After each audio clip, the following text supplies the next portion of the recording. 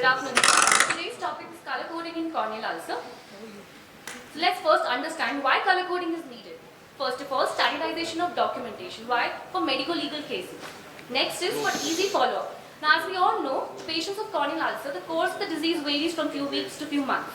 So easy follow-up is follow-up becomes easy with standardized color-coded diagrams, because we need to know whether with our treatment the ulcer is improving or worsening. Third is teaching. So why it is important for teaching? Now, when we draw diagrams, our observational skills, they play a very important role. So when only we observe our slit lamp closely, then only we can draw perfect diagrams. It helps in proper amalgamation of both our theoretical as well as practical knowledge.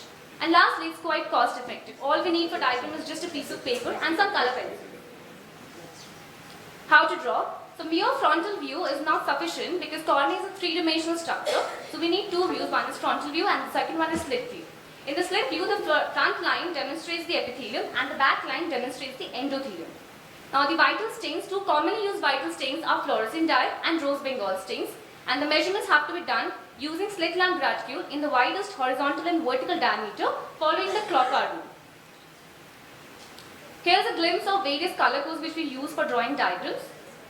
These are few handmade diagrams. The first diagram shows blue wavy lines for Descemet's 4, blue shades for stromal edema, and small blue circles for epithelial edema. Similarly, the adjacent diagram, green lines for filaments, green dots for punctured epithelial keratopathy, and green shade for epithelial defect. Hypopyon and infiltrates are represented by yellow color, and for all pigments and keratic precipitates, we use brown dots. In the vascularization, we have two types of vascularization, subepithelial and stromal vessels. An important point to note is, for subepithelial vessels, the vessels have to be drawn beginning outside the circle being the limbus, and these have to be wavy. For stromal vessels, they have to be started at the margin of circle and they have to be solid straight lines. For ghost vessels, we have dotted lines, and for any rose bengal stain which we have used, it has to be drawn with red color.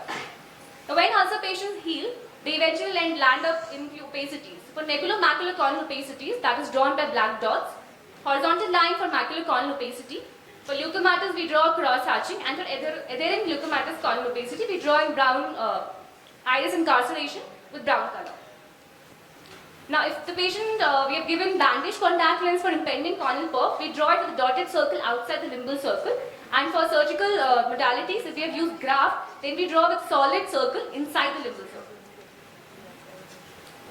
Here is an image of a patient who is a case of bacterial keratitis. The diagram shows infiltrates, a large epithelial defect with inferiorly hypopyon vascularization, and the adjacent diagram shows fluorescent stain.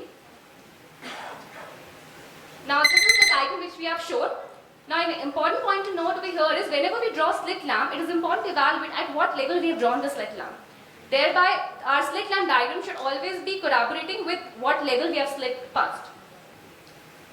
Here, it's a homework for all my students. You can take a picture of this slide and tell me the most likely diagnosis, investigation which you would like to order, along with a well-labeled diagram in the next session. And all those who will send me their homework at my mail ID will be given the valuable feedback, and I will be sharing my presentation with them. Thank you. So, Professor ma'am, I have one comment, although I would never have commented in my class as a resident, and then I'll ask you the question. Comment is that some of the corneal diagrams that you had shown us, the hand-drawn, if I had drawn them during my fellowship, they would have been thrown out of the OPD because they were not accurate. That is just a comment. Second, my question is that, ma'am, because now almost everywhere I see, we have electronic medical records. And also, it's so time consuming to draw these diagrams. In fact, even retina people don't draw diagrams anymore. And we have photography systems, we have machines where they capture the photograph then and there, which is a permanent record on the digital space. So, ma'am, what is the relevance of me laboriously learning how to draw these diagrams, which I'm never going to use in my practice? Actually, whenever we draw diagrams, we have to closely observe.